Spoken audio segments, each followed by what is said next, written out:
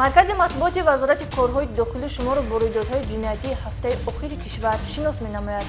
дар студия бо шумо моҳрухсор таваллузода. салом. пул надиҳӣ беобрӯят мекунам. боздошти ду ҷавон бо ҷурми тамаҷӯӣ. Отлоқ дуромадик, тофиша биё бизанем барем. Баъд шумо гирифте? Бас шума боло битом буд, دختر گفت که چند قرار اگه بهشون چکنین اما ویدیو رو در کنین التماس گفت اما چیزی هم در نگوین اما دودن در نگوین اما تمام که ما همونجا در دومون گفت тири нашаҷаллобони касбӣ хок хӯрд. мусодираи 15 килограмм воситаҳои гуногуни нашъадор. мехостам ки боро гирифта шаҳри бухта ба шаҳри душанбе одам ва шаҳрон бояд медодам. кормандони милисиямо дастгир кардам. боздошти ду нафар донишҷӯи дағалгуфтор дар пойтахт. ронанда барои рақамҳои бегона ва насби таҷҳизоти махсуси гӯшхарош ба дасти милитсия афтод. сокини 42-солаи ҷамоати деҳоти чорякарон барои фурӯши ғайриқонунии замини назди ҳавлигӣ дастгир гардид. қитъаи замин ҷудо карда додам, $1700 гирифтам ва ҷамолиддин қитъаи замин ҷудо кардам, $2000 гирифтам. ин ва дигар хабару гузоришот дар нашри навбатии барномаи ахбори вазорати корҳои дохилӣ.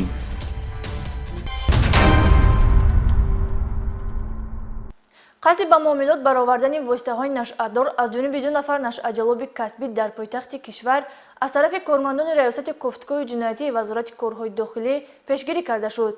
пас аз боздошти ин нашъаҷалобон аз онҳо наздики 15 килограмм воситаҳои нашъадор дарёфту мусодира карда шуд. ҳамкоронамон дар ин хусус тафсилоти бештар доранд.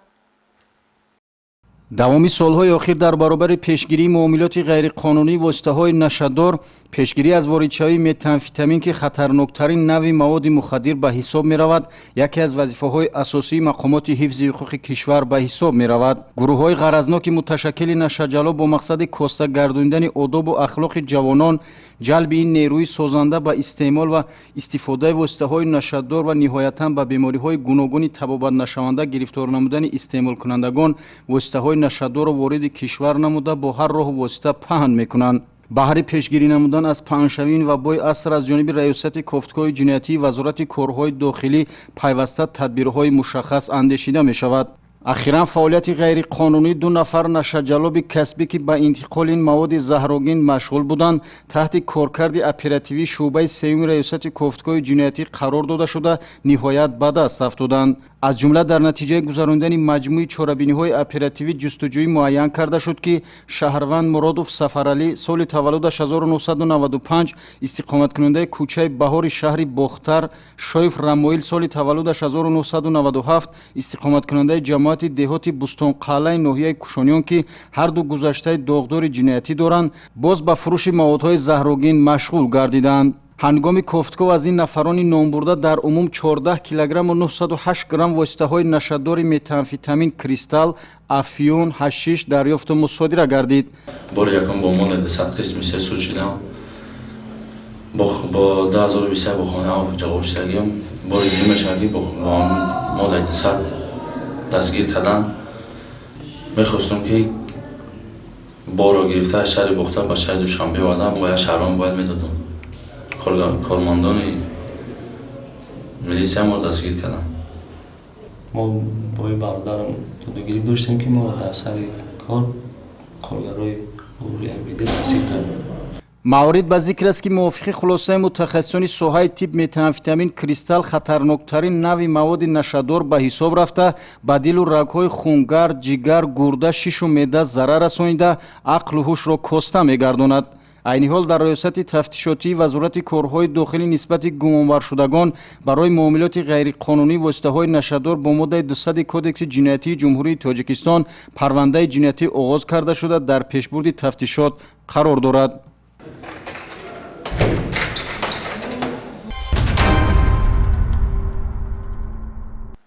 дар раёсати вазорати корҳои дохилии шаҳри душанбе нисбати ду нафар ҷавон ки ҳарду сокинони пойтахт мебошанд, барои тамаҷҷӯӣ аз як нафар ҷавонзан парвандаи ҷиноятӣ оғоз карда шудааст. тафсилоти ин ҷиноят дар гузориши навбатӣ. тамаҷҷӯӣ яъне бо таҳдиди ифшо ва паҳни маълумот навор ё акси беобрӯкунанда ба даст овардани маблағ ҷиноят ба ҳисоб рафта ҷавобгарии ҷиноятӣ дар ин самт пешбинӣ шудааст.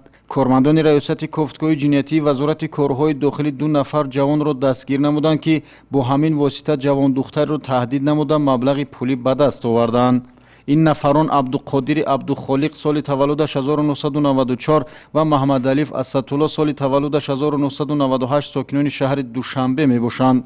ёдовар мешавем ки дастгиршудагон ҳангоми дар ҷамоати деҳоти калхози россияи шаҳри душанбе қарор доштанашон суҳбати як нафар ҷавондухтарро бо як нафар мард пинҳонӣ аксбардорӣ ва ба навор гирифта бо мақсади ба даст овардани даромади муфт яъне бо роҳи тамаҷҷӯӣ рақамҳои мобилии духтарро пайдо намуда шарт гузоштанд ки агар маблағи 2000 сомонӣ оварда надиҳад навор ва аксҳои гирифтаашонро ба наздиконаш нишон дода ӯро беобрӯ мекунанд.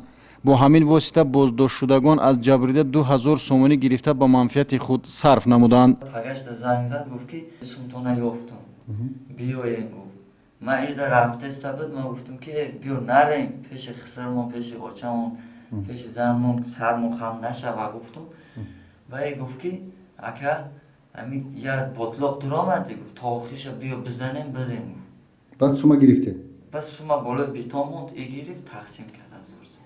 духтар гуфт ки чанд сум чанд қар агар дилшон чикинен амо видеоро удалт кинен илтимос гуфт амо чизумда нагӯен амо доданамда нагӯен амо тамом гапи мо ҳамоҷода бимона гуфт майли гуфтем боз ҳаракатҳои ҷиноятии худро идома дода аз ҷабрида маротибаи дуюм 20 000 сомонӣ талаб мекунанд.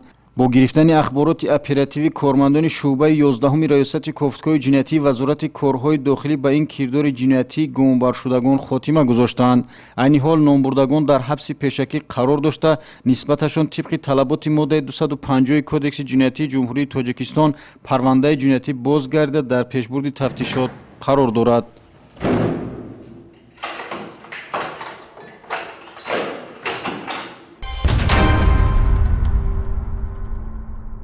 сокини 42-солаи ҷамоати деҳоти чорякарони ноҳияи рӯдакӣ аз ҷониби кормандони шуъбаи вазорати корҳои дохилии 1 дар ноҳияи мазкур барои содир намудани як қатор ҷиноятҳо боздошт гардид. боздоштшуда барои ҷудо намудани қитъаи замини назди ҳавлигӣ аз чанд нафар маблағ гирифтаву онҳоро фиреб додааст. эҳсон абдуллозода вобаста ба авомфиребӣ дастгир шуда гузориш медиҳад. طبق ماده 13 کنستитуسияи ҷумҳурии тоҷикистон замин моликияти истисноии давлат мебошад ва давлат истифодаи самараноки онро ба манфиати халқ кафолат медиҳад. шаҳрвандон барои соҳиб шудан ба замини наздиҳавлигӣ бояд тибқи қонунгузорӣ амал намуда ба мақомоти дахлдор муроҷиат намоянд. далелҳои ҷой дорад ки шаҳрвандон ба қаллобону мардумфиребон бовар намуда маблағҳои ҳангуфти худро барои ҷудо намудани замини наздиҳавлигӣ ба чунин ашхос пешниҳод менамоянд ва баъди ба доми фиреб афтодан ба мақомоти милитсия муроҷиат мекунанд. дар натиҷаи санҷиши арзияи шаҳрвандон дар шӯъбаи вазорати корҳои дохилии 1 дар ноҳияи рӯдакӣ шаҳрванд низомиддинов анвар ҳайдарович соли таваллудаш 1981 сокини ҷамоати деҳоти чоряккорони ноҳияи рӯдакӣ бо гумони содир намудани ҷинояти қаллобӣ худсарона ишғол намудани қитъаи замин ва сохтмони худсарона дар он ғайриқонунӣ додани қитъаи замин ва сохтакорӣ ва ба соҳибияти каси дигар додани ҳуҷҷат дастгир карда шуд. номбурда ба боварии саидова дилафрӯз сокини шаҳри душанбе даромада аз ӯ маблағи $1700 амрикоиро талаб намуда гирифта ваъда додааст ки дар деҳаи армағони ҷамоати деҳоти чоряккорони ноҳияи рӯдакӣ ба ӯ замини наздиҳавлигӣ ҷудо карда медиҳад. ба ҳамин тарз низомиддинов анвар бо сӯистифода аз боварӣ аз неъматов ҷамолиддин $2000 амрикоӣ ва аз шарифов муҳаммад наздики 80 000 сомонӣ маблағ талаб намуда ба даст овардааст. тафтишот ошкор намуд ки гумонбаршуда қарори раиси ҷамоати испечак ҳозират чоряккорони ноҳияи рӯдакӣ аз 18 августи соли 2006-ро ба таври сохтакорӣ бо истифода аз дастгоҳи чопӣ ва компютер омода намуда ба неъматов ҷамолиддин ва шарифов муҳаммад пешниҳод намудааст. ба дилафрӯз қитъаи замин ҷудо карда додам $1700 гирифтам. ба ҷамолиддин қитъаи замин ҷудо кардам $2000 гирифтам. ба муҳаммад замин ҷудо кардам 78000 сомон гирифтам. ҳуҷҷатҳои қалбакӣ кардам додамшон. вақти фаҳмидам ки мақомот тафтишот будеса гирехтам рафтам Россия омадам боздоштшон кардам. وابسته به کردارهای صادرنماده نظامی‌الدینов انور پرونده جنایتی آغاز گردیده تفتیشات در این سمت ادامه دارد.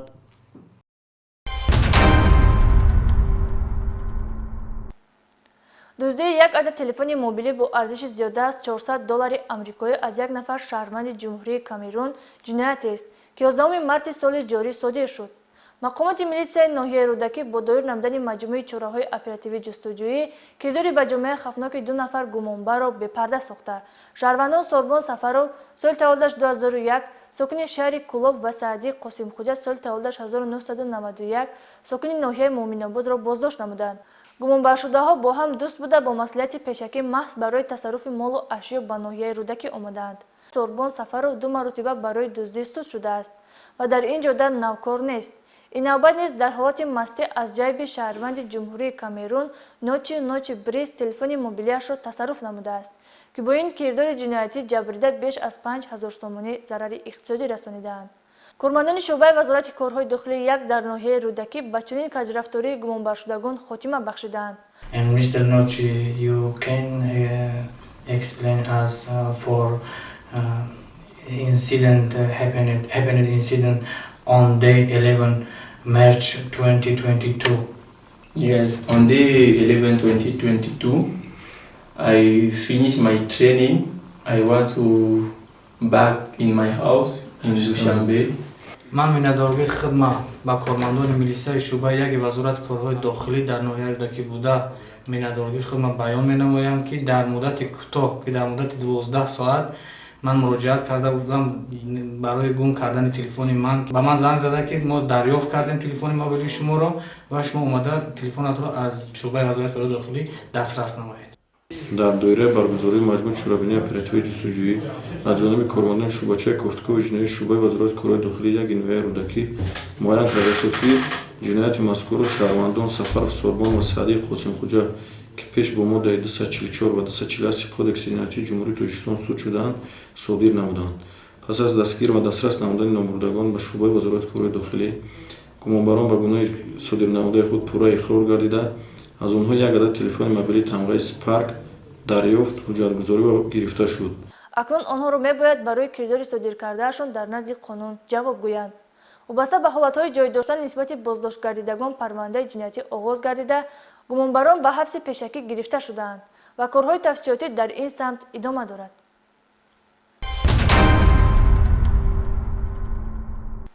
یک روز ساکنان ناحیه یاوان و شهر وحدت میبایست به کار منفعت‌آور مشغول گردیده روزگار خود را پیش میبردند. برعکس با چپدستی مشغول شده چارواهای مردم را از چراگاه‌ها تصرف کرده و جبریدگان را به ضرر کلان اقتصادی گرفتار نمودند. پدپلکانی میلیسیا افق قادریان شرحی بیشتر دارد. به شعبه وزارت کارهای داخلی در ناحیه یاوان چند نفر از ساکنان ناحیه مذکور با عریضه مراجعت نمودند که شخصانی نامعلوم از زمین‌های خواجگی دهقانیشان چارواهای کلان شاخدارشان را دزدیده از جای حادثه غیب زدند.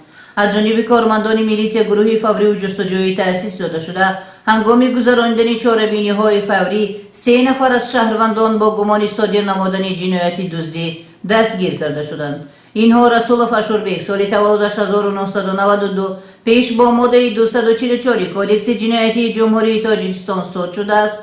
یتیموف عبدالفتاح سال تولدش 1973 ساکنان ناحیه یاوان و تبارف دیلاور سال تولدش 1990 ساکن شهری وحدت می باشند.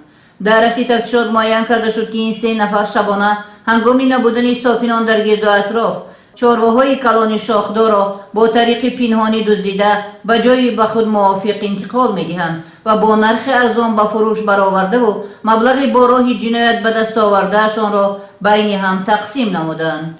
بازداشت شدگان در 3 حالت جنایتی دزدی گمانبر دانسته شده ضرری رسانیدهشان به شهروندان تقریبا 35,000 سومانی را تشکیل می دهد.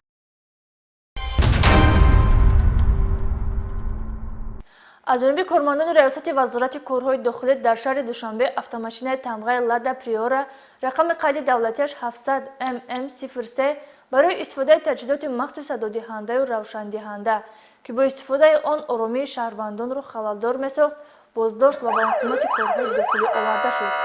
در نتیجه سنجش معین گردید که راننده автомашина номбурда шаҳрванд ои Маҳмадов Амирҷон Исмоилович соли таваллудаш 1995 истиқоматкунандаи шаҳри Душанбе кӯчаи Шамсӣ мебошад ки бар замми ғайриқонунӣ насб намудани таҷҳизотҳои махсуси садоидиҳандаи равшандиҳанда ҳамзамон бо рақамҳои қайди давлатии бегуна автомашинаи худро дар кӯчаҳои шаҳри Душанбе идора мекардааст.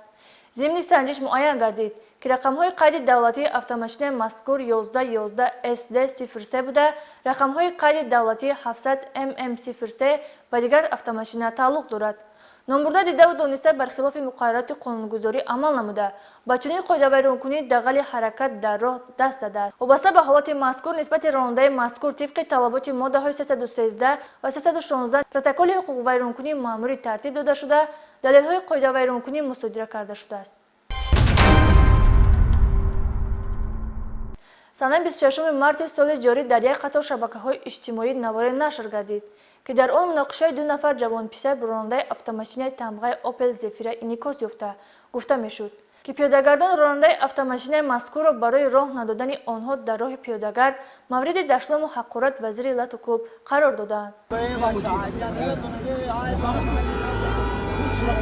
вобаста ба ҳолати мазкур аз ҷониби кормандони вазорати корҳои дохилӣ як қатор чорабинҳои оперативии ҷустуҷӯӣ гузаронида шуда. вайронкунандагони тартиботи ҷамъиятӣ муайяну дастгир карда шуданд. зимни санҷиш муайян карда шуд ки санаи 26 марти соли ҷорӣ бародарон Ҳикматулло ва Муҳаммад Хурсандовҳо истиқоматкунандагони кӯчаи Бобоҷон Ғафуров ки дар кӯчаи Садриддин Айнӣ аз роҳи пиёдагузар мегузаштанд, ронандаи автомашинаи тамғаи Opel Zafira шаҳрванд Ғаниев Шоҳрух сокини шаҳри Душанберо мавриди дашному ҳақорат қарор доданд. вобаста ба ҳолати мазкур нисбати бародари Калонӣ бо моддаи 460 яъне майдаъвобошӣ протоколи ҳуқуқвайронкунии маъмурӣ тартиб дода шуда ҷазо дар намуди ҳабси маъмурӣ ба муҳлати 10 шабонарӯз таъин карда шуд. барои ноболиғ будани бародари хурдӣ нисбати падараш тибқи талаботи моддаи 90 кодекси ҳуқуқвайронкунии маъмурии протокол тартиб дода шуда аз ҷониби суд ба андозаи се нишондиҳанда барои ҳисобҳо ҷаримабандӣ карда шуд.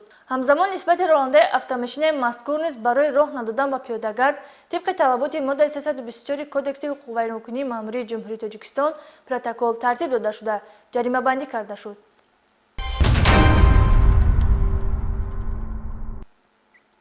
илова бар ин як нафар ҷавонзани сокини шаҳри Душанбе ба мақомоти корҳои дохилӣ дар шаҳри Душанбе дар он хусус муроҷиат намуд ки санаи 24 марти соли ҷорӣ ҳангоми дар боғи ба номи Абулқосим Фирдавсӣ қарор доштанаш ду нафар ҷавонони 20-25 сола бе ягон сабаб ба ӯ дарафтода бо алфози қабеҳ шаъну шарафи номбурдаро пас даданд. дар натиҷаи баррасии муроҷиати мазкур шахсияти гумонбарро муайян ва дастгир карда шуданд. инҳо Миров Акмал Аброрович соли таваллудаш 2000 донишҷӯи курси 4-уми донишгоҳи молия ва иқтисоди Тоҷикистон ва Вадудзода Валиҷон Маҷид соли таваллудаш 2003 донишҷӯи курси 1-уми донишгоҳи миллии Тоҷикистон мебошад. зимни пурсиш ва санҷиши ҳамаҷонибаи ҳодисаи мазкур гуноҳи содирнамудаи номбурдагон исботи худро ёфта аз ҷониби кормандони милитсия нисбати ҳарду донишҷӯ тибқи талаботи моддаи 460 кодекси ҳуқуқвайронкунии маъмурии ҷумҳурии Тоҷикистон протоколи маъмурӣ тартиб дода шуда дар асоси қарори суд нисбати ҳар кадоми ҷазо дар намуди ҳабси маъмурӣ ба муҳлати 5 шабонарӯзӣ таъин карда шуд. ҳамзамон дастгиршудагон аз кирдори содирнамудаи худ сидқан изҳори пушаймонӣ намуда ҷиҳати минбаъд ба чунин амалҳои нангин даст назадан ба таври қатъӣ огоҳонида шуданд.